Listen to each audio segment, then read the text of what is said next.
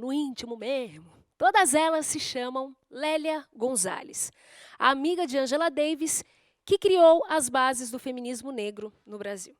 Elas sabem que hoje podem se orgulhar de ser Carla Acotirene, Djamila Ribeiro e Flávia Oliveira.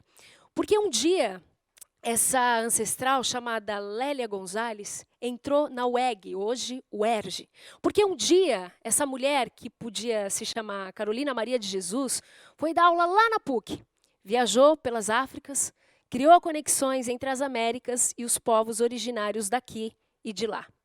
O nome delas, na verdade, é Lélia Gonzalez, mas poderia ser Djamila Ribeiro, que na verdade é Flávia Oliveira, que muitas vezes chamamos de Elza Soares, Ivone Lara, Jovelina Pérola Negra, essas mulheres que talvez não tenham ouvido falar de feminismo negro, mas o tornaram mais popular com suas vozes arrebatadoras.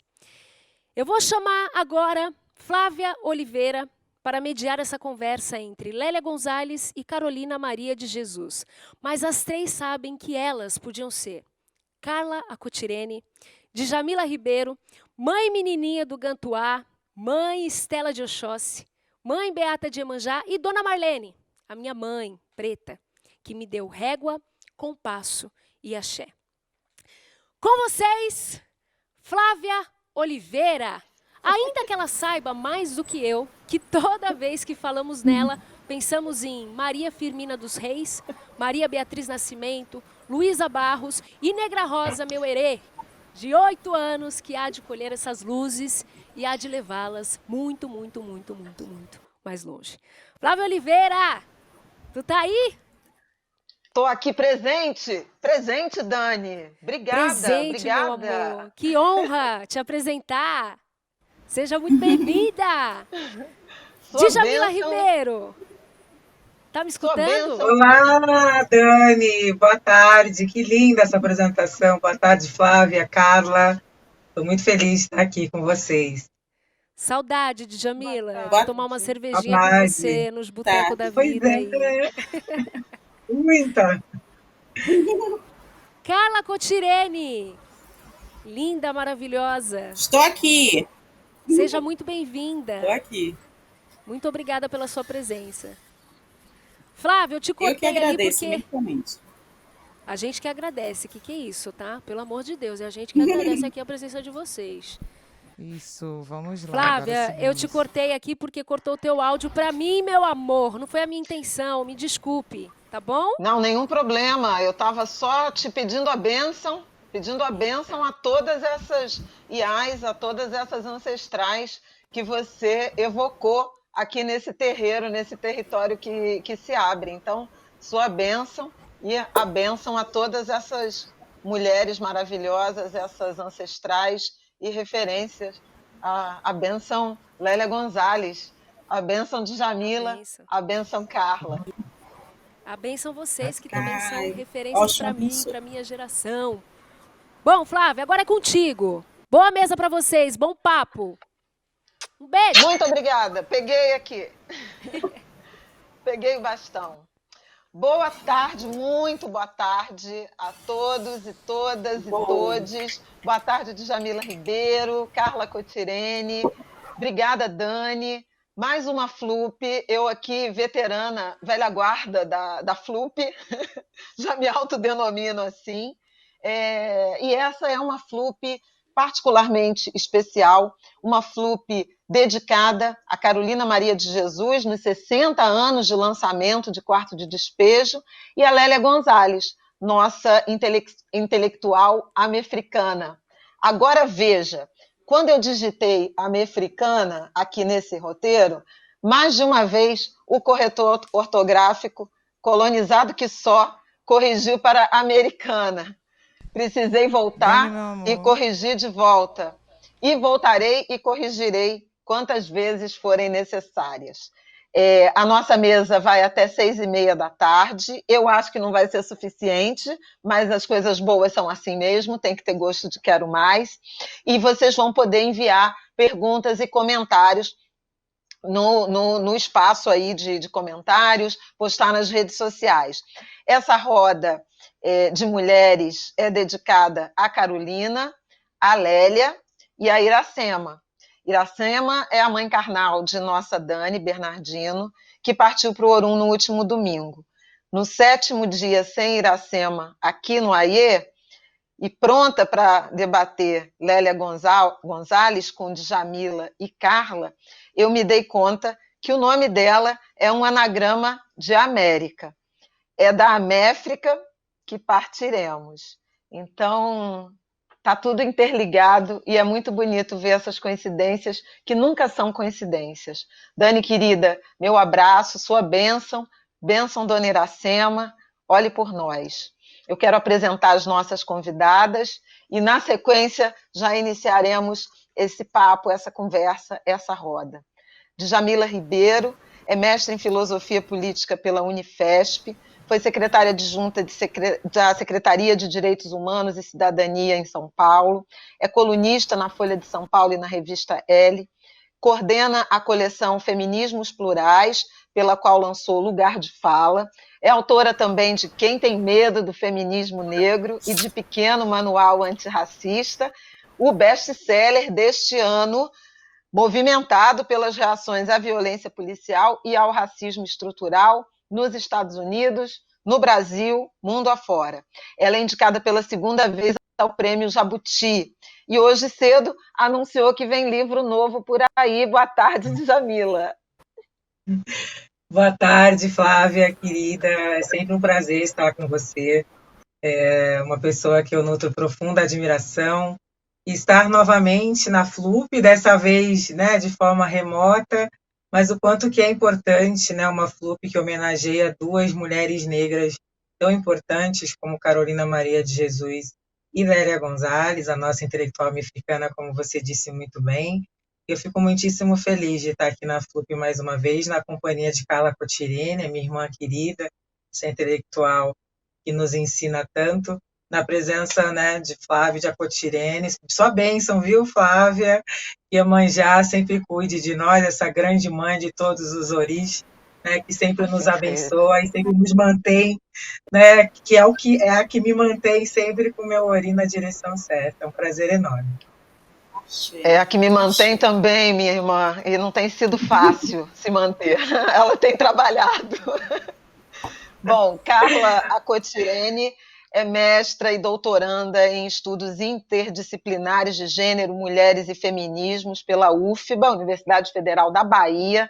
É autora de Interseccionalidade, um título da coleção Feminismos Plurais, que eu já mencionei, coordenada por Djamila Ribeiro, e de Opaí Prezada, Racismo e Sexismo Institucionais, tomando bonde nas penitenciárias femininas, esse do selo Sueli Carneiro, também lançado, coordenado por Djamila Ribeiro. A Carla Cotirene é colunista na Vogue, é referência nacional em estudos sobre gênero, raça e feminismo, é criadora do Opará Saberes, um projeto de extensão da UFBA, e que apoia mulheres negras candidatas a mestrado e doutorado em universidades públicas. Muito bem-vinda, Carla, boa tarde. Boa tarde. Também quero tomar bênção ao Seori, tomar bênção à minha irmã Djamila Ribeiro. Para mim é uma grande honra estar compartilhando um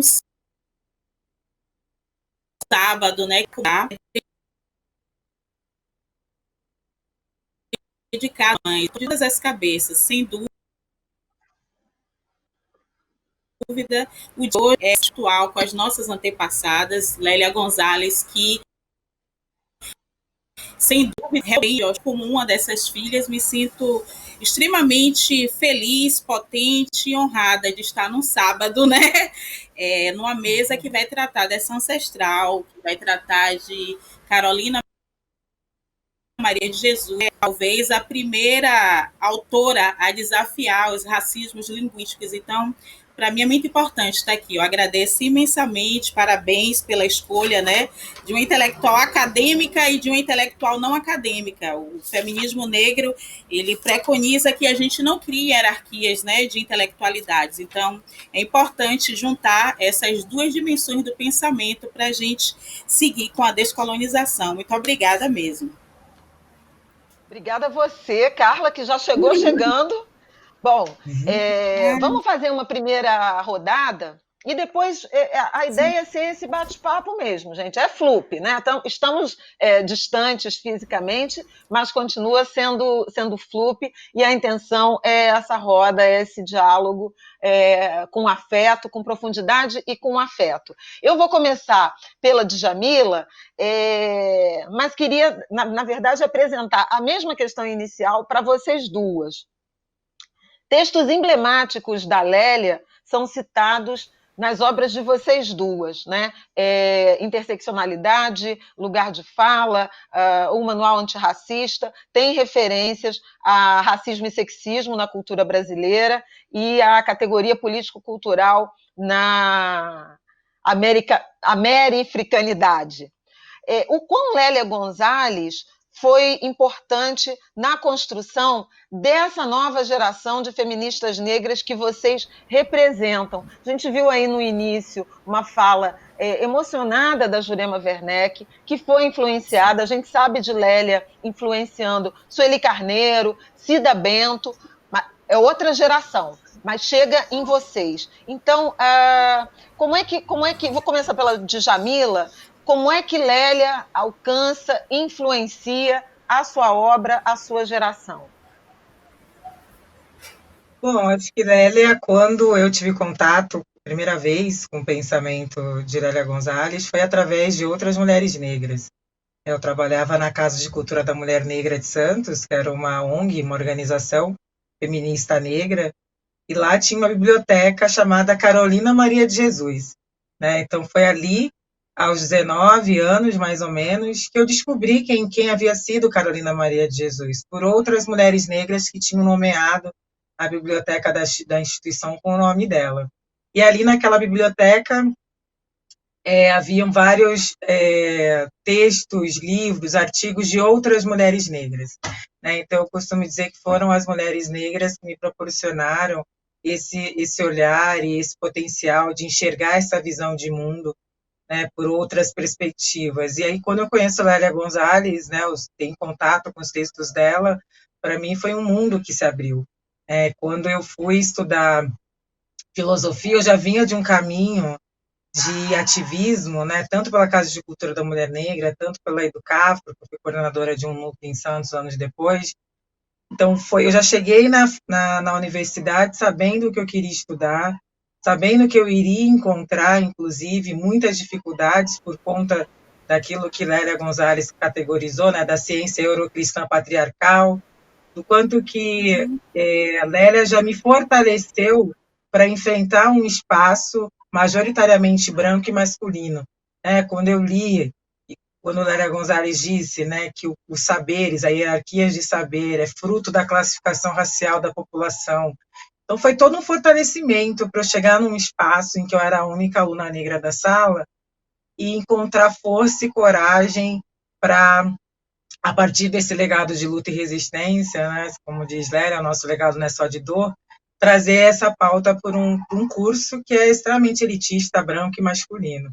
E a partir disso também de encontrar as minhas as gingas que a gente precisa ter, né, de escrever um projeto, falar que ia estudar aquilo e depois que é aprovado mudar totalmente, para poder estudar aquilo que eu queria.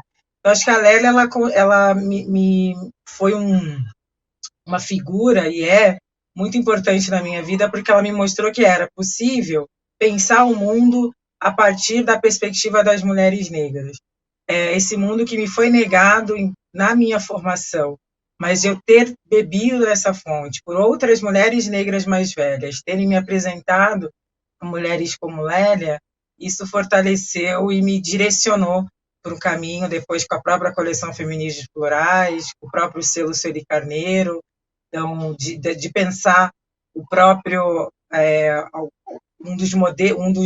uma das regras, vamos dizer assim, da coleção, né? Todos os autores e autoras têm que referenciar autoras mais velhas que não foram reconhecidas como deveriam ter sido, né? Então, acho que a Lélia me trouxe para essa perspectiva e fortaleceu muito da minha visão, do meu trabalho, do que eu faço, do meu ativismo, de como eu enxergo o mundo, de uma mulher que não se negou a pensar a partir das referências do candomblé, quando traz Oxum para o debate, que era uma mulher de Oxum, né, de quando eu vou escrever sobre esse feminismo negro a partir também desses arquétipos, desses orixás femininos, de pensar um feminismo afro-latino-americano, de estar discutindo luta transnacional desde a década de 80. Então, ela é revolucionária, uma mulher de vanguarda com muita visão, que foi muito importante, é muito parte, né, de quem eu sou hoje, sem dúvida nenhuma.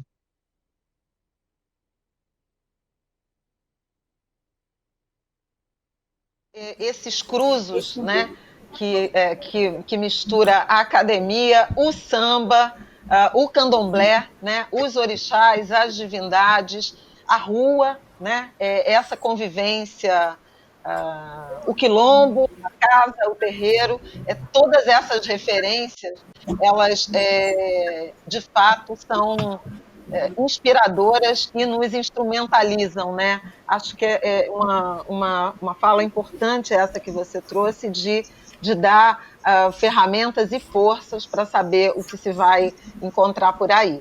Quero ouvir a Carla sobre a mesma pergunta, né? Em relação a em que medida, o quanto e como Lélia te influencia a sua formação intelectual, o seu pensamento acadêmico, a partir aí já da perspectiva de interseccionalidade. Perfeito, perfeito. Olha, poxa, interseccionalidade, sem dúvida, já estava presente, né, nos escritos de Lélia Gonzalez. E argumentam bem a este respeito, né? A Kimberlé Crenshaw, até por estar situada numa geografia do mundo que permite uma maior publicação, né, dos Estados Unidos representar, né, esse território que distribui o conhecimento para o resto do Kimberlé Crenshaw, ela acaba sendo conhecido quando 89 essa relação inseparada de racismo, capitalismo e heterocardia nas obras, né, de Lélia Gonzalez e antecipada de Carolina Maria de Jesus. Talvez o desafio até de citar a segunda se deve ao fato de ação que leve em conta a energia que a academia exige, né, para dar o incêndio autoral. Lélia Gonzalez. Carla, eu vou te interromper porque está muito entrecortada a sua conexão. E aí eu tenho uma ideia. Se você tirar a imagem por um tempo, a gente vai ouvir sua voz fluindo melhor e depois a gente devolve a imagem. Faz isso para mim para ver se melhora. Eu não sei como é que tira a imagem. É só você fecha o vídeo, abaixar? É isso? Fecha o... Passando o cursor aqui na base, você vai ver o desenho de uma câmerazinha. Aí é só você apertar essa câmerazinha, que está verde, e vamos ver se melhora. Depois, para religar, é só apertar ela de volta. Sim. Fala com a gente.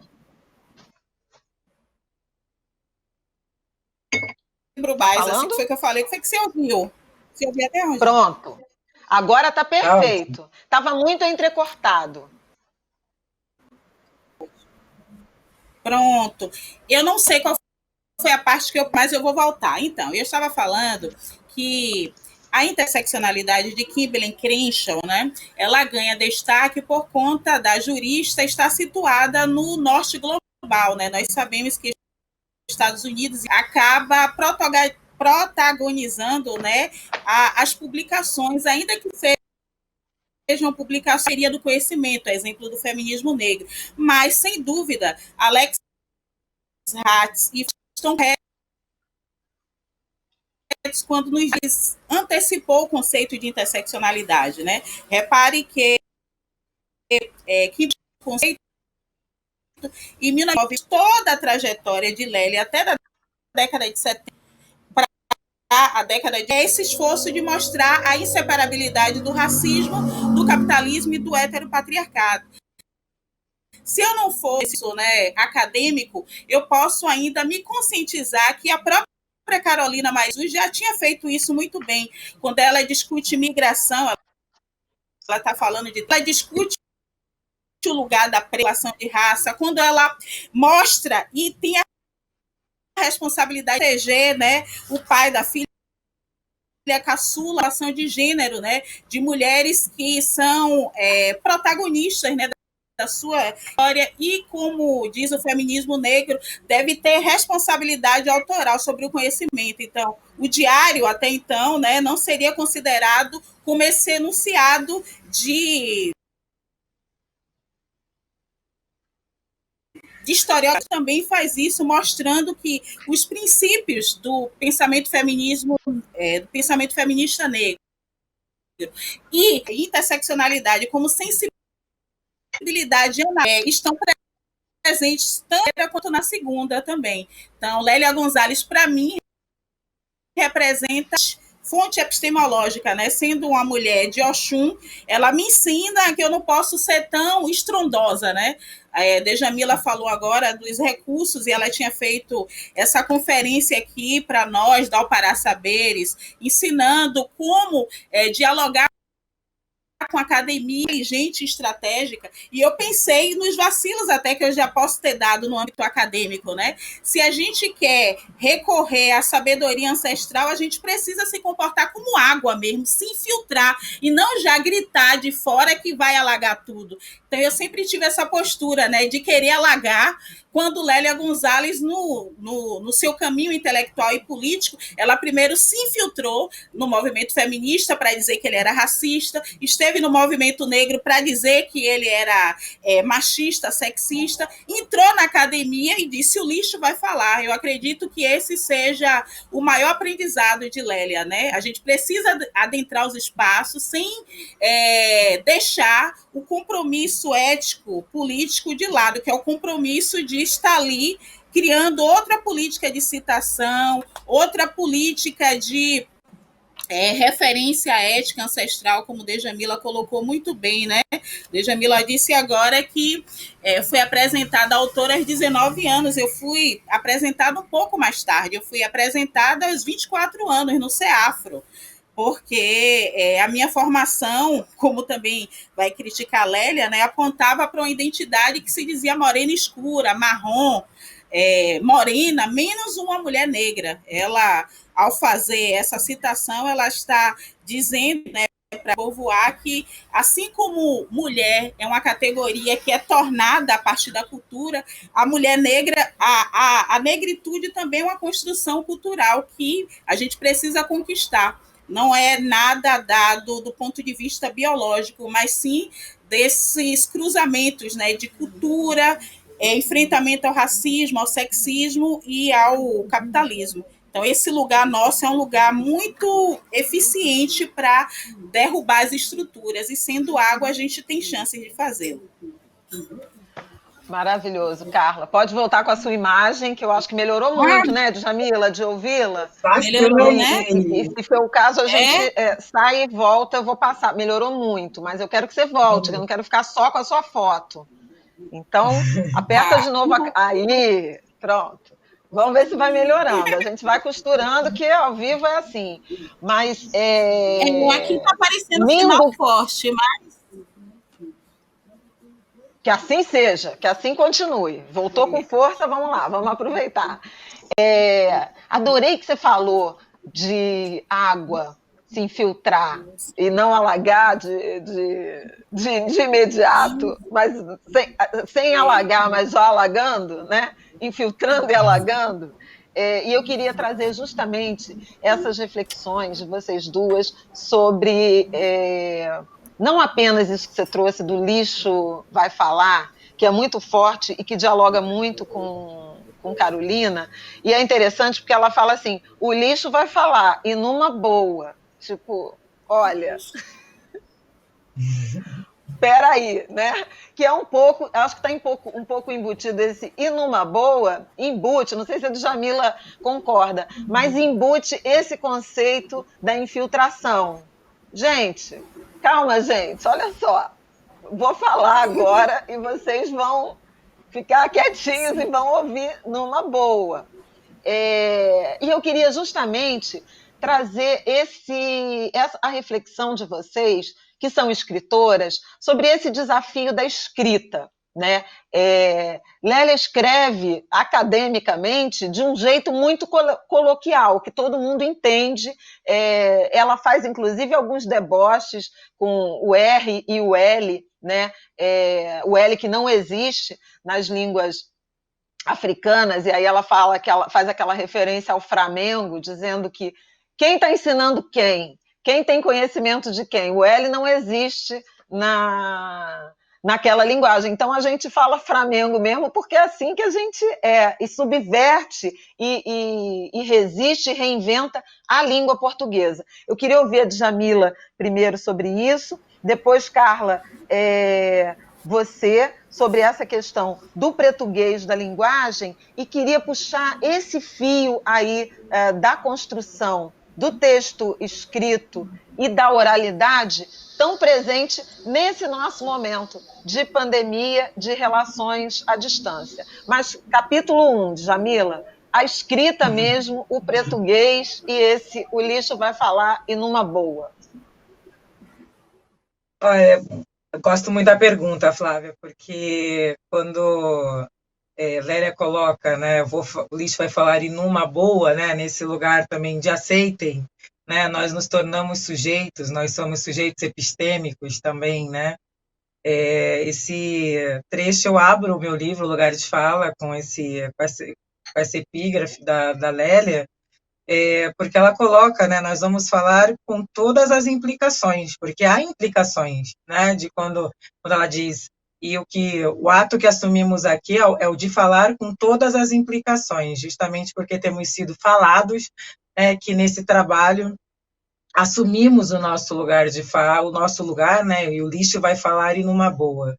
E tem essas implicações, né, as implicações de ser colocado como não rigorosa academicamente, como muitas pessoas fazem, não entendendo, não sacando que, na verdade, ela estava falando português, uma mulher que estudou muito bem os autores europeus e depois para criticá-los, inclusive de maneiras muito irônicas, uma mulher que estudou Lacan, Hegel, e que coloca de uma maneira que todos e todas vão entender.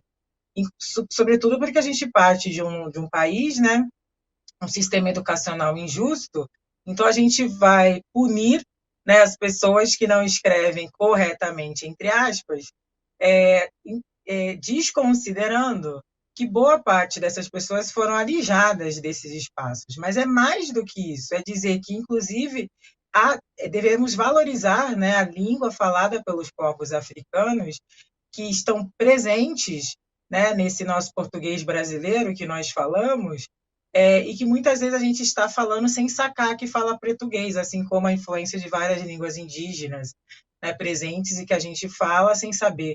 Ainda mais no Brasil, esse país tão vasto, com várias variações linguísticas, a depender da região que a gente parte. E quando Lélia escreve, né, dessa forma desobediente à gramática normativa, ela nos fortalece também a questionar essa língua do colonizador, né? Porque a língua é poder, né? O colonizador impôs o seu modo de dizer e, com isso, querendo desconsiderar outras formas de dizer, outras formas de falar. Assim como Glória Zandua também, né, em Como Dominar uma Língua Selvagem, vai falar do espanhol chicano, que é uma língua viva. Né? E essa língua é uma língua viva que nós falamos, que influenciada, né, por vários povos.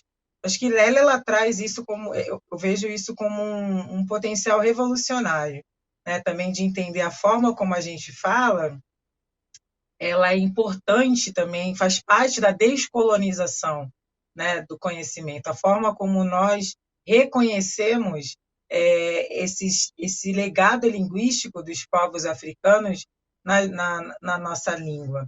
E vejo também a própria Carolina Maria de Jesus, né, como uma autêntica representante desse português, né, de uma mulher que falou português, que escreveu obras incríveis e que muitas vezes, inclusive, foi deslegitimada pela Academia Brasileira por não escrever seguindo aí as normas, né, de uma gramática normativa. Então, como que a gente, essa arrogância, né, colonial de querer deslegitimar uma autora como Carolina Maria de Jesus que falava português, né? Essa visão colonial ainda imposta. E Lélia, ela foi muito essa coragem epistêmica, né, de Lélia, essa coragem de refutar a gramática normativa deliberadamente, escrevendo de forma a desobedecer, né, essa linguagem, porque já nos mostrando, né, que linguagem é poder, né, e o quanto que é importante nós também subvertermos essa lógica de poder para não só falarmos de modo que as pessoas vão entender o que a gente está falando, mas também trazendo todo esse legado linguístico que foi ignorado, que foi colocado e foi desprezado, né? Porque, citando Lélia Gonzalez, mais uma vez, a hierarquia de saberes é fruto da classificação racial da população, né? Então, esse lugar, né, da escrita é muito importante para nós, mulheres negras, porque nós somos desencorajadas a isso. Eu lembro que quando eu comecei a escrever Lugar de Fala, aí o prazo foi passando, e eu não consegui entregar o livro, de tanto medo que eu estava sentindo de publicar o primeiro livro,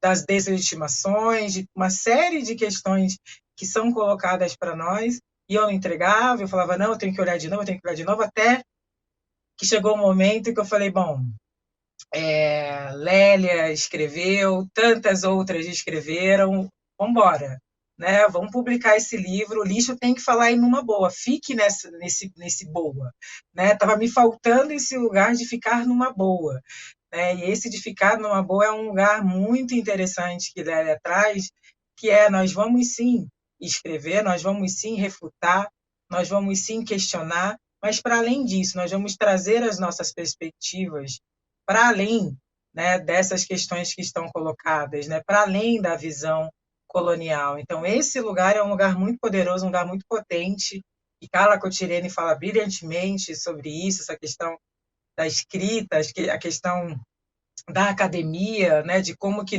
muitos conceitos nossos foram desprezados por nós não falarmos a língua do colonizador, e aprendo muito quando Carla traz isso de forma brilhante, mas acho que Lélia, ela foi uma desobediente, uma subversiva, que nos ensinou a se tornar sujeito, porque esse ato de falar é o ato de se tornar sujeito, né? Exatamente isso, e subversiva é uma palavra que define. Hoje eu estava revisitando também alguns textos e ela fala uma coisa tão interessante, tão atual para esse momento, inclusive do debate de redes sociais, né? Que ela fala, Abdias foi acusado de fazer racismo às avessas. Racismo às avessas é um conceito que admite, então, o racismo às direitas. Eu achei isso tão maravilhoso, porque ele reconhece alguma coisa. Então, tem algo de muito provocativo, de muito instigante e debochado, né, na produção intelectual de Lélia, e isso a faz muito moderna, né, muito atual. Deixa eu chamar a Carla de volta, mas eu queria, já que a Djamila e a própria Carla falaram de Carolina Maria de Jesus, eu queria resgatar um comentário que a Conceição Evaristo fez na primeira mesa dessa FLUP, lá em junho ou julho. Eu tive a honra também de fazer essa mesa com ela, com Conceição Evaristo e Vera Eunice, filha de professora, escritora, filha de Carolina Maria de Jesus. E a Conceição fez questão de falar desse estilo literário, desse português que você mencionou na obra de Carolina, de Djamila, como estilo literário. restituindo a potência dessa criação. Ela disse assim: Carolina foi a primeira escritora brasileira a escrever a partir da experiência pessoal da pobreza. E, ao tentar se apropriar da língua culta, ela tinha projeto literário. Carolina catava papel e catava palavras para fazer literatura, dizendo, como crítica, as amarras da competência do uso da língua portuguesa, que era privilégio de poucos. E ela, inclusive, citou o Grande Sertão, que também é um português diferente, mas legitimado e não folclorizado, né? E tem tudo a ver com gênero e raça, certamente. Quero ouvir agora a Carla sobre o português, sobre o lixo, vai falar sobre linguagem e escrita. Silenciar de novo. Peraí. Pronto, posso, né? Ai, Djamila tá. Eu fiquei muito emocionada, porque uma das razões de admirá-la tanto, o fato dela convidar exatamente uma nordestina, né? E nós sabemos que na geografia do conhecimento, como bem descreveu,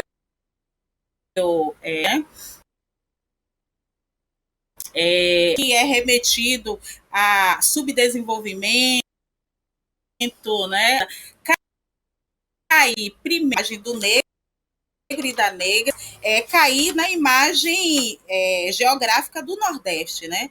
Então, eu lembro que quando eu mandei o documento, né, do que é interseccionalidade, ela não fez nenhuma observação, né, do ponto de vista estético do texto. Eu fiquei... Ela falou da insegurança, né, para entregar lugar, que é um best-seller. Imagine como é que eu fiquei sabendo que o Nordeste sempre como da cultura. Lélia Gonzalez vai falar sobre isto a partir do momento que ela vem aqui e conhece o Ile Ayer, né? E ela aí já está até dialogando com Patrícia Hill Collins sobre imagens de controle. Ela está mencionando, né, como a mulher negra, né, daqui da Bahia representa o ato da africanidade, né, intelectual, e tem autoridade no corpo, esse corpo que ginga, que dança, que balança e que expõe todas as gramáticas que não são lidas, né, pela colonialidade. Então, assim, o português de Lélia está presente na minha escrita o tempo todo, né, porque eu me considero essa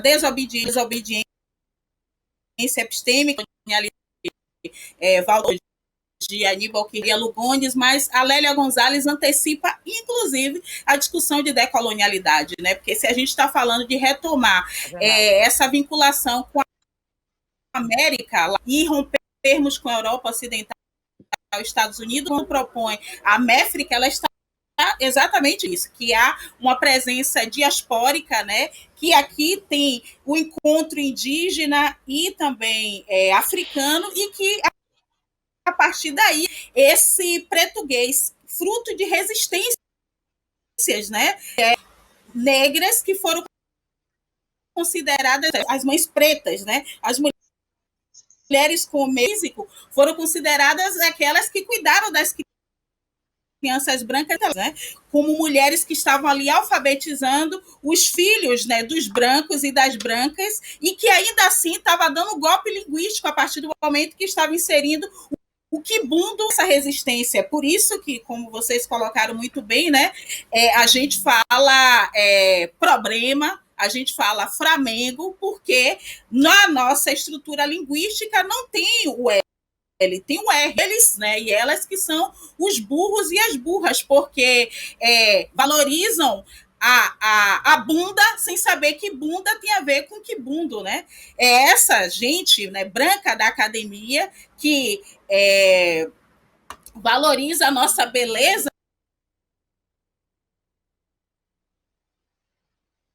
né? Rainha, em algum momento, né? Então, assim, Lélia Gonzalez, para mim, todos os ensinamentos do texto, sabe? Porque eu me considero uma pessoa muito corajosa. A linguística, eu sofro muitas críticas, né? Djamila, às vezes manda mensagem para mim, não ligue, eu atacada. Se eu pudesse, eu matava cada pessoa aqui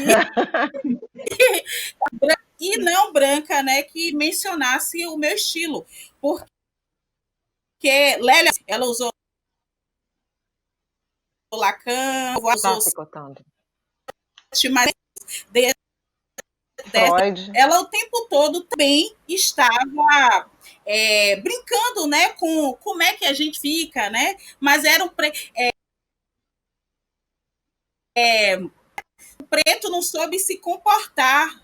Então, assim, mas as pessoas tendem à preguiça intelectual, que eu acredito, até por conta de não termos da rede social, fez com que ela tivesse, né, dentro da luta antirracista, feminista também, era conhecida, né, criadora de casos, mas ela sempre se posicionou, e no nosso caso,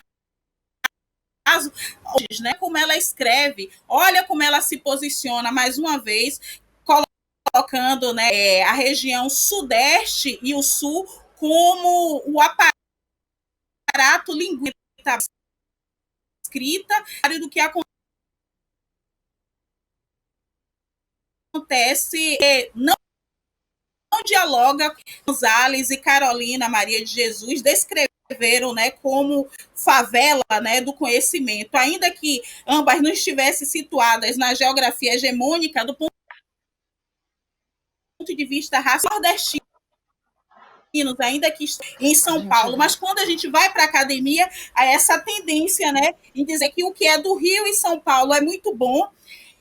Quando a gente vai para a diáspora africana, o que é dos muito ruim, o que é da América Latina não presta, e quando a gente vem para aqui, o que é do Nordeste só presta expressão cultural da nunca o nosso intelecto. E eu gosto com as palavras, né? Gosto de revisitar também as autorias brancas, como Lélia Gonzalez fez, mas também ela fez isso com a própria Simone de Beauvoir, ela com a discussão marxista, porque ela diz para mim, né, de Karl Marx escreveu o Capital, que já tinha acontecido uma revolução, aqui já existiu o socialismo no Quilombo de Palmares, mas a gente não valoriza, né, nenhuma que seja engajada do nosso próprio ponto de vista. A gente quer o lugar de fala, mas para ter o reconhecimento e a credibilidade no que diz respeito aos aspectos que constituem a ciência, sempre está dizendo que leu algum autor branco ou alguma autora branca, senão não tem credibilidade. Então, a Gonzalez, para mim, realmente, essa desobediência, porque ela antecipa, a gente chama hoje de decolonialidade, ela antecipa, para mim, essa noção de que é um golpe linguístico, é isso que eu faço, quando rompo até com as classes gramaticais, hora que a interseccionalidade, né, é difícil para a gente pronunciar porque ela envolve ditongos, e esses ditongos não estão presentes no nosso povo iorubá, banto, né? Ela também vai lembrar sobre isso. Ela vai desafiar a figura da mãe, que é considerada da outra parte, mas para nós é uma figura de autoridade. Tanto é uma figura de autoridade e intelectual que golpe no senhor branco, porque se ela ela teve a estratégia de ensinar para os filhos dos brancos que estariam na escola e que estariam, né, fazendo essa devolutiva em termos de conhecimento. Então, Lélia Gonzalez, ela é diante, né? Eu acho que a nossa geração, a partir do momento que tem essa oportunidade de escrever na coleções plurais, que tem a capacidade de colocar autoras e autores negros, né, nas emendas curriculares, honrando Lélia Gonzalez, honrando Carolina Maria de Jesus, honrando Djamila Ribeiro, honrando Flávia Rio do Oxóssi. Eu acho que é isso que fortalece o nosso conhecimento, né? A gente não romper sem nós. Lélia Gonzalez não fez isso. Tá picotando muito, a gente vai derrubar a sua conexão para você voltar de novo e ver se a gente restabelece. Você me ouve? Se a gente restabelece com uma qualidade um pouquinho melhor. Não sai daí, tá? Eu já terminei. Eu já terminei. Não, já terminou nada. Que isso? A gente ainda tem muita mesa pela frente. É só para derrubar não, eu terminei e voltar. Essa fala agora. Essa fala. Eu quero até trazer, já que você fez essa referência aí à Mãe Preta, né? Um trecho aqui de Lélia, que é o que a gente quer dizer é que ela não é esse exemplo extraordinário de amor e dedicação totais, como querem os brancos, nem tampouco essa entreguista, essa traidora da raça, como querem alguns negros muito apressados em seu julgamento. Ela simplesmente é a mãe. É isso mesmo, é a mãe. E é muito interessante essa leitura, né? Absolutamente relevante, essa leitura da Mãe Preta, como ela fala em resistência passiva, né? Resistência passiva, porque educa, molda, né? É a mãe sem ser a mãe, né? É a língua sem ser, subverte a língua, o outro achando que na verdade é uma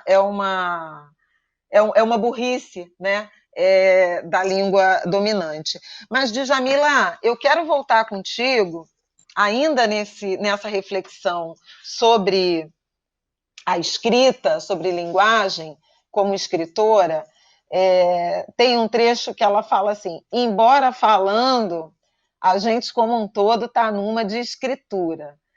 Acho que isso aqui tem uma relação com essa história linda que você contou, inclusive, né, da revolução que é escrever e publicar, mas sem desmerecer a oralidade que dialoga com as nossas tradições. E aí eu queria fazer uma ponte desse equilíbrio que mulheres como você fazem nesse momento entre a escrita, a literatura, a produção literária, o reconhecimento à relevância da escritura, mas sem abrir mão dessa presença audiovisual, né? Visual e oral dos nossos tempos. Quer dizer, você sempre apareceu como uma escritora muito presente, de encontros, não apenas daquela relação distante.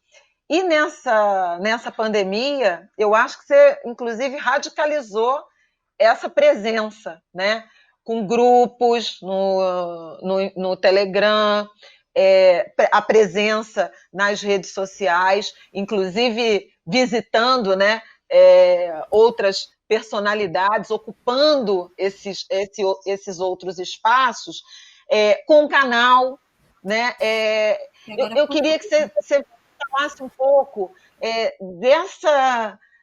desse equilíbrio, dessa ocupação que passa tanto pela escrita, pelas escrituras, pela literatura, mas não abre mão dessas outras formas de comunicação que a tecnologia ajuda, mas que vem dos nossos saberes tradicionais, da nossa ancestralidade, né? A transmissão oral do conhecimento.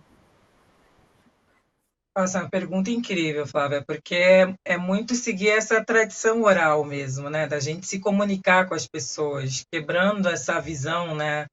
Desse intelectual supostamente muito inteligente, né? E distante do mundo, né? O nosso corpo carrega a memória, a dança também é a intelectualidade, né? A gente parte de uma outra cosmovisão.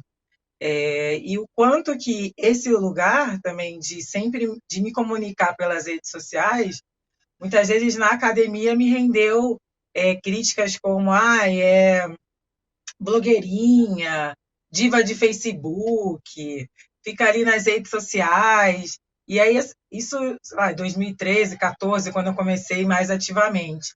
E é muito engraçado que muitas dessas pessoas que falavam isso hoje estão super presentes também nas redes sociais, mas eu lembro que a época fica muito esse lugar, né, como a Carla Cottinelli falou, né, citando o Collins, né, das imagens de controle, né, o que é uma intelectual dentro dessa imagem, dessa perspectiva eurocêntrica, né? E quebrar com isso, né, muitas vezes é ser colocado nesse lugar do desprestígio, mas que eles não entendem, que não sacam que nós estamos falando português, né? Essa é sempre essa que Lélia traz, né? Eles estão achando que é uma coisa ruim, a gente já subverteu, já deu a volta, a capoeira, eles achavam que era dança, a gente sempre soube que era luta, porque a gente luta gingando.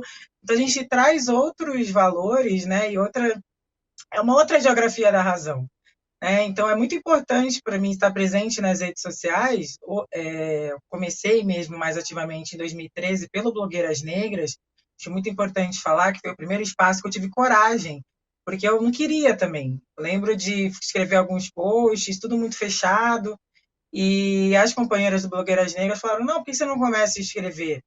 Né? Bota as ideias no mundo, né? E aí, depois que eu fui escrever na carta, e aí acabei ficando mais presente nas redes sociais. Mas acho que essa questão também de comunicar também pelas redes, né? Da gente também conseguir criar pontes.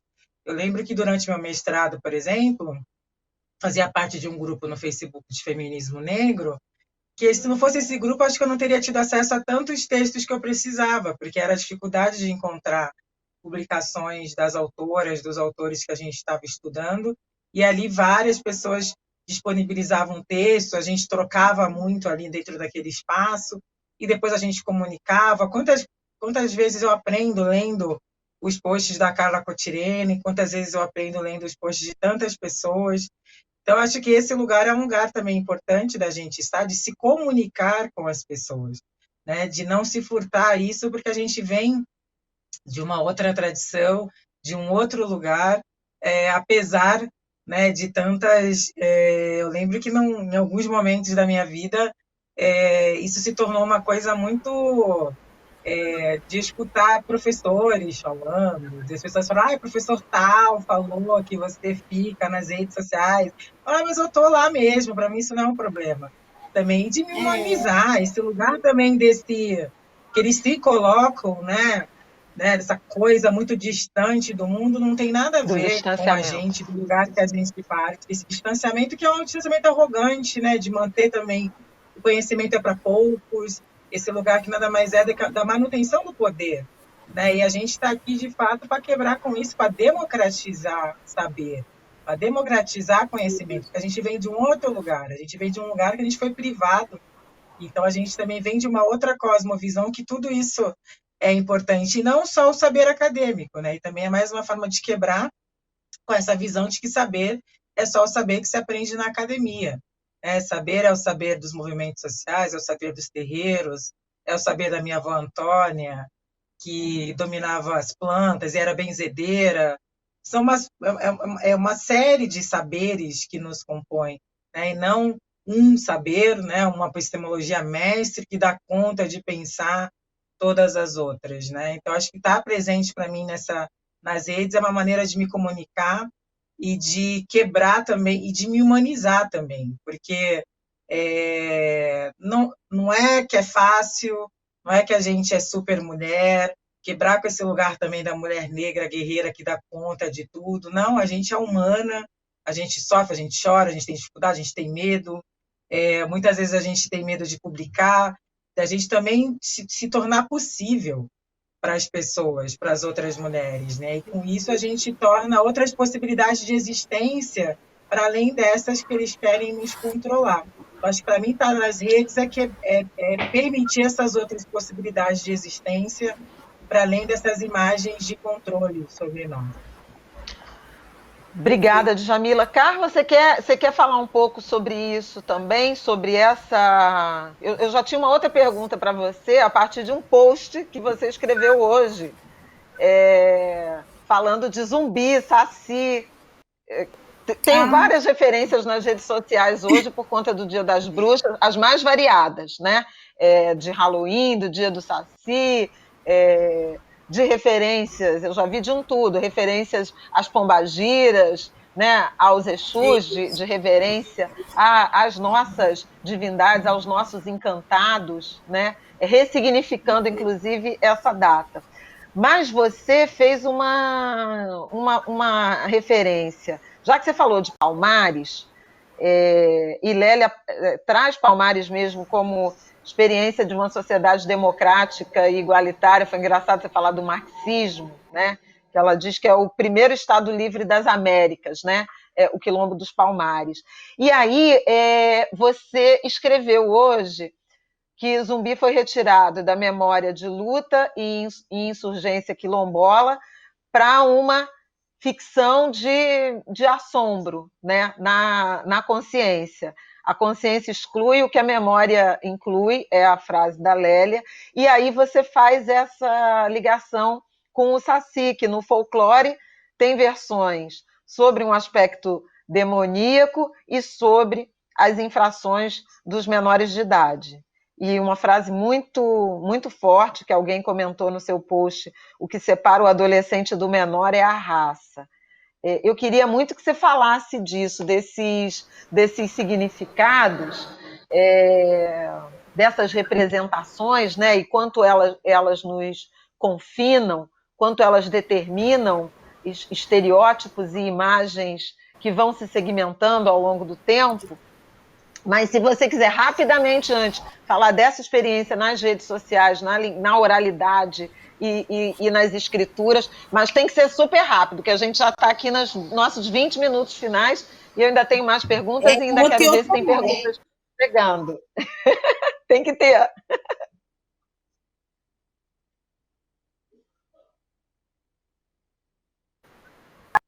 O conhecimento e estabilidade de irmandade, né? Tá Djamila dá o seu. Vou ter que tirar de novo a sua imagem. Ainda está congelando, né, Djamila? Tá para você também, não tá? Está congelando. Tirei. Tirei? Vai. É uma tecnologia muito importante de conexão para nós, né? Então, Djamila dá o ilá dela, eu respondo nesse xirê, que é esse xirê de literatura negra, decolonial, americana, né? É uma forma da gente reposicionar, né, as nossas cantigas literárias na própria rede, da própria rede virtual, né? O Ogum, ele usa a tecnologia como uma forma de progresso, e para nós, né, cyberativistas, né, a rede social é esse progresso do nosso pensamento, já que facilmente uma trabalhadora doméstica, uma acadêmica consegue acessar os textos, né, da Djamila Ribeiro, da Flávia Oliveira, então uma forma assim da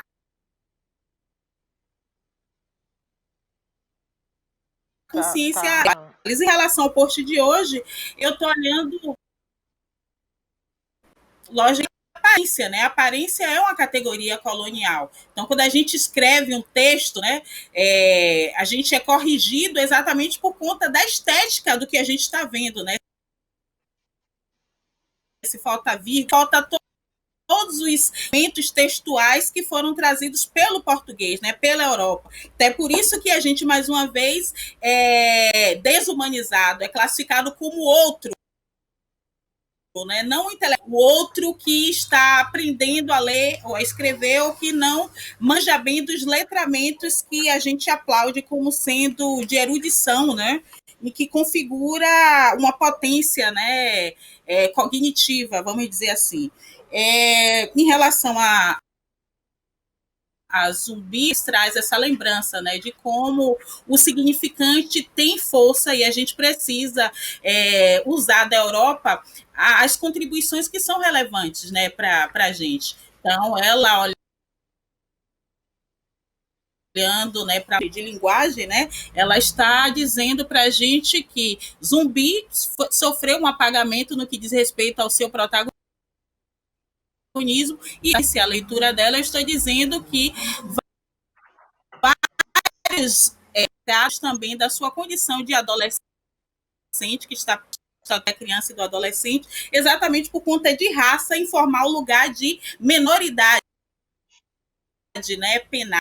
visto como alguém que merece a proteção legal, ele é visto como o malandro, né? Como o saci, como aquele que tomou tiro, que já cumpriu a medida socioeducativa, já cometeu atos infracionais, e no que rouba e sai dessa comunidade já aparece em outra comunidade. Tem a ver com essa leitura racista que a gente denunciou muito bem, presente em Monteiro Lobato, né? O poeta Giovanni Sobrevivente, ele sempre diz, né? Tia Anastácia está revoltada. Tia Anastácia está revoltada porque querem tirar ela como otária. Ela faz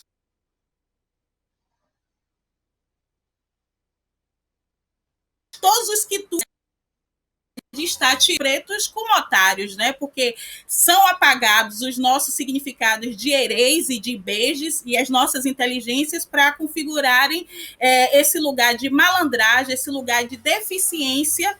E aí eu não estou nem olhando para o Estatuto da Pessoa com Deficiência, eu estou olhando a noção de deficiente, ineficiente e eficiente, né? A noção que o Saci Pererê traz é do deficiente que é ineficiente do ponto de vista da sociabilidade, mas é eficiente essa perna, mesmo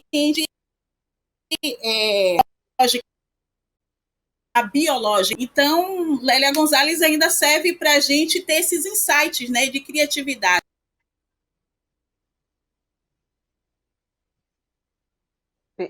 Acho que perdemos a Carla. Carla, falhou de novo teu áudio. Já tenho algumas perguntas aqui, enquanto a gente tenta descobrir o que aconteceu, porque agora a gente perdeu você um pedação, Carla. Ah, não acredito, gente. Não acredito. Eu não vou repetir, porque eu esqueço. Não, você a gente ouviu até a parte que falou da minoridade do Saci. Isso. Da deficiência, ineficiente, ouvimos. Da deficiência, ineficiência. Foi até aí. Deixa eu começar a passar umas perguntas da nossa audiência. Tem uma pergunta aqui da Adriele Lisboa. Gostaria que... Você me ouve? Eu estou ouvindo perfeitamente. Tá. Adriele Lisboa gostaria que Djamila e Carla falassem sobre escrevivência na escrita de Lélia e Carolina Maria de Jesus. E vou juntar com uma pergunta da Denise Carvalho, que conselhos vocês dão para pessoas pretas e pretos que se infiltraram na academia, mas ainda percebem alguma invisibilidade em suas produções? Que aí eu acho que contempla muito do sentido de escrevivência, né? Então, escrevivência na escrita de Lélia e Carolina e como é que se infiltra? Como é que quem já se infiltrou combate a invisibilidade? Djamila? Eu acho que partindo de Conceição Evaristo, né, a nossa escrevivência não tem que ser para ninar-os da Casa Grande, mas para incomodá-los nos seus sonos injustos, né? Tanto Carolina quanto Lélia escreveram de maneira a incomodar, né, os da Casa Grande nos seus sonos injustos, né, com a sua coragem epistêmica, a maneira como escreveram a partir das suas realidades. Carolina, quando traz, né, as suas experiências, as suas vivências como uma mulher negra nascida da favela do Canindé, é muito perceptível ali, né, como elas não se negam a trazer as suas vivências nas suas escritas, essa escrevivência também de trazer esse lugar do incômodo, desse lugar potente, desse lugar também que não ficou fixado só no lugar do incômodo, mas proporcionou para a gente outras perspectivas, proporcionou para a gente outras visões de mundo, proporcionou a gente se enxergar nelas e também se enxergar potentes. Então, acho que isso pode ser visto de várias formas, né, por várias perspectivas. E sobre a questão, né, para ser breve, por causa do tempo, de se infiltrar, ela é muito difícil mesmo, né? É um processo muito doloroso, muitas vezes. A academia é um espaço hostil para muitos e muitas de nós, mas quando Carla traz essa questão da infiltração, né, da gente chegar não alagando, é justamente esse lugar, porque a gente sabe que às vezes se a gente bate de frente logo de cara, eles vêm e nos destroem de uma vez só. E às vezes a gente acha que o modo de lutar é um modo só, né? Eu aprendo muito com Oxum, né? Cara, uma mulher de Oxum que eu aprendo muito com Oxum. Eu não sou uma mulher de Oxum, mas eu aprendo muito, né? Que às vezes você está fazendo algo sem ser estridente. Você vai entrando ali, quando vê, você já entrou, você já está lá.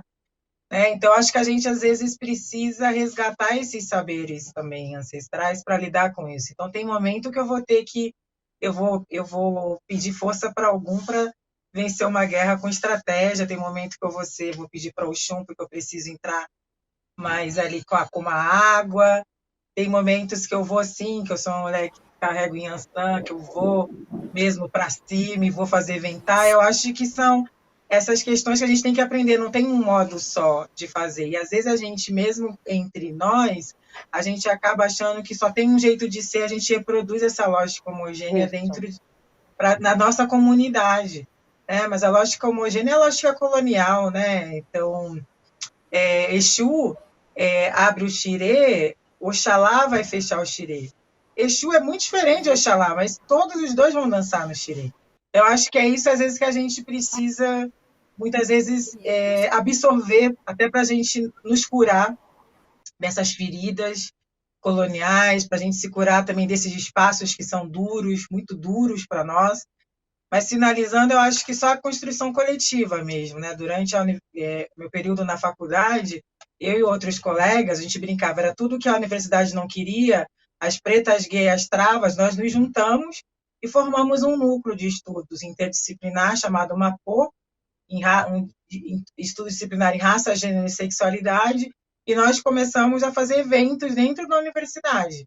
A Carla fez o Alporá Saberes, né? E a gente fez uma PO na Unifesp, e a gente começou a organizar eventos, convidar militantes para falar, convidar pessoas que estudavam aquilo que a gente queria aprender para falar, e a gente fez anos seguidos, né? Era um grupo discente, sobretudo, a gente começou a pautar isso dentro da universidade, fizemos um grupo de estudos e organizamos a Semana de Raça, Gênero e Sexualidade, as pessoas começaram a escrever trabalhos para apresentar, e a gente passou a se organizar nesse sentido. Né? Eu acho que essa talvez possa ser um modo, né? A gente se organizar e ver como juntas e juntas a gente consegue potencializar, nos publicar, nos citar. Quando a Carla fala da política de citação, que é uma política colonial, a gente citar umas às outras, citar o trabalho uma das outras, valorizar os nossos projetos coletivos, valorizar esses projetos, entender que é importante que a gente valorize, que a gente cite, comprar o livro da colega. Então, eu acho que a gente pode, enfim, acho que a saída é sempre coletiva e a gente vê como que coletivamente a gente consegue se potencializar, né? Mas saber também nos valorizar, né? E essa valorização passa necessariamente por a gente nos entender nessas nossas diferenças. Obrigada, Djamila. Carla, são as mesmas perguntas, mas eu queria também, a gente já está tipo há 10 minutos, talvez 15, se eu fingir aqui que não estou vendo o relógio correndo, do final. Então, eu queria tentar fazer mais uma rodada, além dessa pergunta que elas mandaram, sobre a escrevivência, né? A referência e o referencial teórico da Conceição Evaristo na escrita de Lélia e Carolina Maria de Jesus, e esse conceito da infiltração, que eu não sou boba de não perguntar isso, ou de pular essa pergunta justamente para a filha de Oxum, que trouxe essa reflexão. É porque cortou para mim. Sobre a infiltração e sobre a escrevivência. Sim. Me ouve?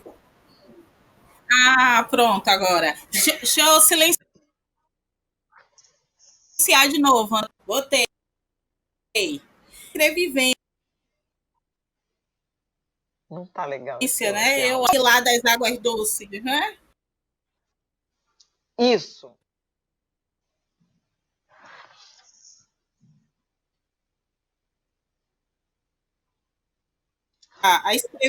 se ela não tem um registro escrito, ela facilmente é apagada, já que o colonizador criou uma hierarquia entre a escrita e a oralidade, como Djamila bem colocou.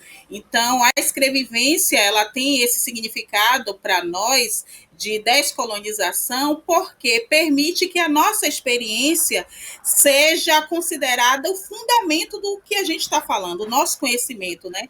A gente deixa de ser infantilizado, como Lélia Gonzalez denuncia. Usando tantos, porque diz daquele que não tem voz própria, né? Aquele que precisa ser conduzido.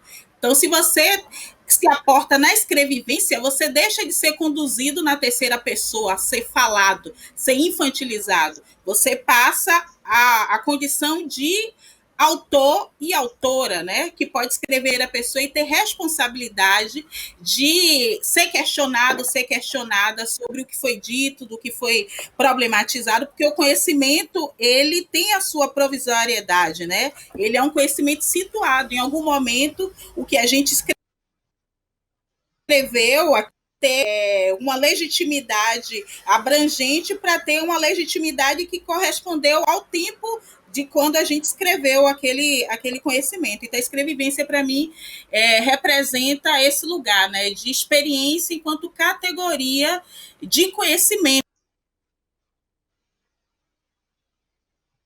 do nosso povo. Com racismo, eu tenho uma experiência com sexismo. Lélia Gonzalez vai dizer que o lugar onde nos encontramos é esse lugar privilegiado para a gente entender o racismo e o sexismo na cultura brasileira. Então, esse lugar tem a ver com a nossa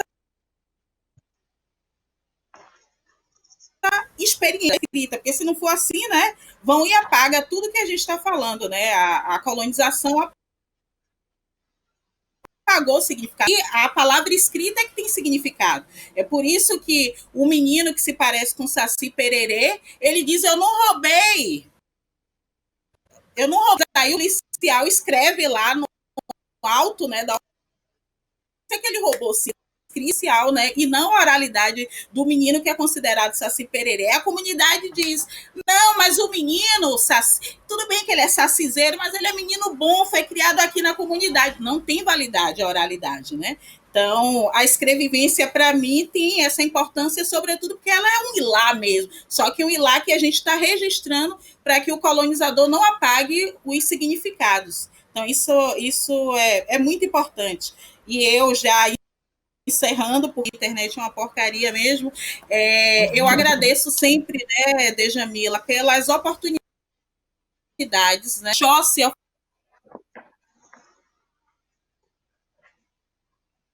oferece para a comunidade.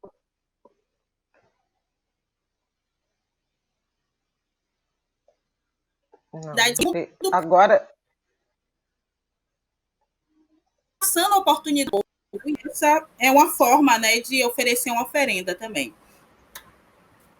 Concluir. Carla, eu quero te agradecer super, pedindo desculpas aí para você e para quem está nos assistindo por conta desse tropeço tecnológico. Você que trouxe essa referência, essa reflexão tão importante. Eu quero destacar dois pontos da sua, traz de volta a sua imagem. E se eu errar na análise, você me corrige. Mas eu queria trazer duas referências tão importantes que você trouxe nessa fala entrecortada, né? Quando você fala da tecnologia, de Ogum como orixá, a divindade da tecnologia, e quanto essa tecnologia é forma de alcançar os nossos, né, para além da literatura, das escrituras, também usar a tecnologia como essa ferramenta de união, de formação de rede, de comunicação, de letramento, de pedagogia, de estar em contato, de resistência. Isso é uma reflexão tão importante para esses nossos dias, né, de distanciamento. A Djamila falou de uma referência de distanciamento de uma intelectualidade conservadora, conservadora no sentido de antiga, tradicional, e, no entanto, a gente consegue, pelo distanciamento, estar próximo, usando a tecnologia, essa ferramenta de algum que você referenciou. Esse é um ponto. O outro ponto é quando você trouxe o Saci, o menor de idade, o adolescente, a criminalização dos corpos negros. A Lélia fala disso, né? Quem é a maioria da população carcerária, ela também reflete muito sobre essa criminalização das pessoas negras, seja na via do extermínio, seja na via do superencarceramento. E eu quero fazer uma referência, Carla, se você me permite, que é o debate atual sobre o reconhecimento fotográfico, porque você falou da palavra que não vale. O menino diz que não roubou, mas o policial escreve que roubou e vale o escrito. E agora também vale a apropriação das imagens das redes sociais, da tecnologia, como instrumento de criminalização, de encarceramento. A gente está no meio desse debate. Há, inclusive, uma campanha em andamento e uma decisão recente dessa semana do STJ dizendo que só uma foto não é suficiente para condenar uma pessoa. Então, veja como a gente está em disputa em relação a ideias, né, a estereótipos, a imagem, a palavras, a linguagem, a escrita, a oralidade. Eu espero ter entendido bem o que você falou de forma entrecortada, para fazer essa amarração final e passar para a Djamila também se despedir, a partir de uma provocação que o Júlio Ludemir me mandou, lembrando da Sueli, da biografia da Sueli, o dia lá da mesa que a gente comentou, festejou os 70 anos de Sueli, e que ela disse que, Djamila, estava na hora de você assumir a liderança do feminismo, e não só do feminismo negro.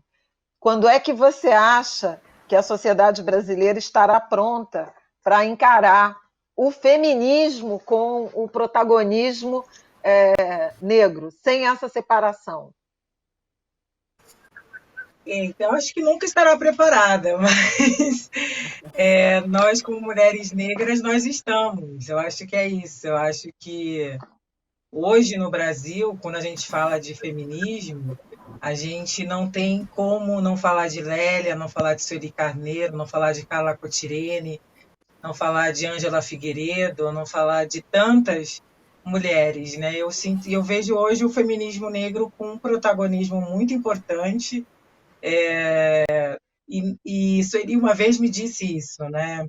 Uns anos atrás, assim, não tem que ficar mais nessa briga com a porque o feminismo é hegemônico, isso. Essa briga a gente já fez, pega e segue adiante, né? Então, eu acho que o feminismo negro, ele não exclui, né? Então, acho que nós estamos aqui, né, fruto desse caminho pavimentado por tantas das nossas mais velhas, que foram corajosas ao pautar essa questão num momento muito mais complexo, né? Imagino quando Lélia foi falar do racismo, do movimento feminista, quando Sueli Carneiro estava falando, quando era muito mais difícil, mas o feminismo negro ele não exclui, né? Quando Sueli Carneiro fala que a gente está pensando em novos marcos civilizatórios, talvez esteja na hora das feministas brancas, dos marxistas, das outras pessoas entenderem que o feminismo negro, ao pensar em interseccionalidade, ao pensar o entrecruzamento, está dizendo que todas as vidas importam.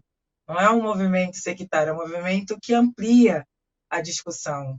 Então, acho que nós já estamos fazendo isso. Eu acho que muitas vezes o que falta são as pessoas entenderem que é um movimento revolucionário, que não é um movimento excludente, não é um movimento que está segregando, mas que está lutando contra todas as formas de segregação, que está dizendo que mulheres negras vivenciam o gênero racializado e que a gente não pode universalizar raça, não pode universalizar gênero, né, nem orientação sexual e outras identidades. Nós estamos fazendo isso hoje. Eu entendo como nós estamos fazendo. Acho que talvez ainda são as pessoas e não entenderam o potencial evolucionário do feminismo negro. Talvez ainda faltem as pessoas entender que o movimento ou ele vai ser antirracista, antissexista, anticapitalista, anti-LGBTfóbico, ou é somente uma forma de lutar contra por aquilo que te interessa e não por um projeto de sociedade. Eu acho que o feminismo negro já faz isso, né? Já mostra que nós estamos, como dizia a Lélia Gonzalez, terminar com ela, nós estamos lutando por modelos alternativos de sociedade. E acho que quem quiser vir com a gente, que venha, né? Será bem-vindo. Mas acho que esse protagonismo ele já existe, já está sendo feito, construído historicamente e sendo ampliado cada vez mais. Djamila Ribeiro, muito obrigada. Carla Cotirene, muito obrigada. Obrigada a todos vocês que nos assistiram. Desculpas aí. Não tem que pedir desculpas de nada. Não tem que pedir desculpas. Você é incrível. Gente, só queria agradecer muito, Flávia, a oportunidade. Que encontro potente. Acho que no momento tão difícil pelo qual o país passa, esses espaços são muito fortalecedores. Eu quero saudar a FLUP mais uma vez, ao Júlio, a todas as pessoas que constroem a FLUP, saudar a Flávia Oliveira, a Carla Cotirene, minhas irmãs de caminhada, que abrilhantaram esse evento e ensinam tanto para a gente. Muito obrigada. Nós que agradecemos. Carla, quer se despedir, meu amor? Quero sim dizer a Djamila que eu a amo muito, de escrever, né, e de fazer com que Carolina Maria de Jesus e de Lélia Gonzalez estejam registrados, esses pensamentos estejam registrados, e tenho certeza que o banquete que essas ancestrais não puderam ver, a nossa geração está elaborando a coleção feminista por ser quinta, né? Que é o número de agradável. Oliveira também pela condução, quer dizer que o rio corre para o mar, né? Te agradeço imensamente e sim, né? Peço desculpas aí ao pessoal da técnica, eu acredito que nós fomos sacrificados na internet, porque isso não iria acontecer. A gente, parabéns, FLUP, também pelas escolhas, né, temáticas. Muito bom, muito bom. Muito obrigada, Carla, querida, Djamila. Agradeço muito a todos vocês que nos assistiram. Agradeço a FLUP, sempre por esses encontros que ela patrocina e nos enriquece e nos alimenta. A Carla falou de banquete, né? Esses encontros certamente nos alimentam. Eu quero encerrar chamando um vídeo da Tatiana Rodrigues Ribeiro, do Legítima Defesa. Assistam aí, não saiam daí, a FLUP continua.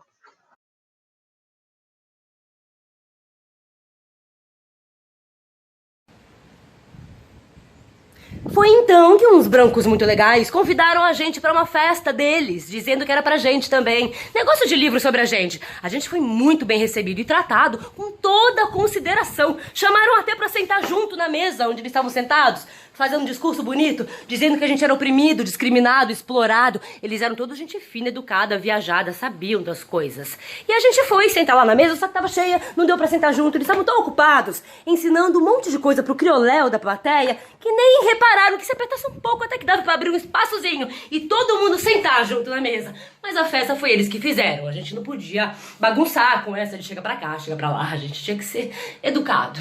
E era discurso e mais discurso, tudo com muito aplauso.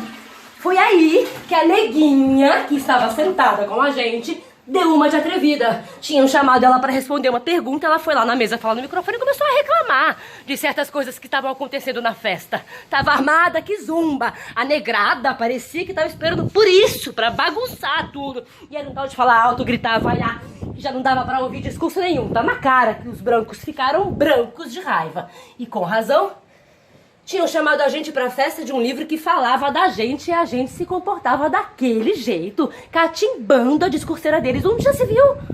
Se eles sabiam da gente mais do que a gente mesmo. Se eles estavam ali na maior boa vontade, ensinando uma porção de coisa pra gente da gente. Teve uma hora que não deu mais pra aguentar aquela zoada toda da negrada, ignorante, mal educada. Era demais. Foi aí que um branco enfesado partiu pra cima de um crioulo que tinha pegado no microfone pra falar contra os brancos e a festa acabou em briga. Agora, aqui pra nós, quem teve a culpa? Aquela neguinha atrevida. Ora, se não tivesse dado com a língua nos dentes, agora tá aí queimada entre os brancos. Malham ela até hoje. Também quem mandou não saber se comportar.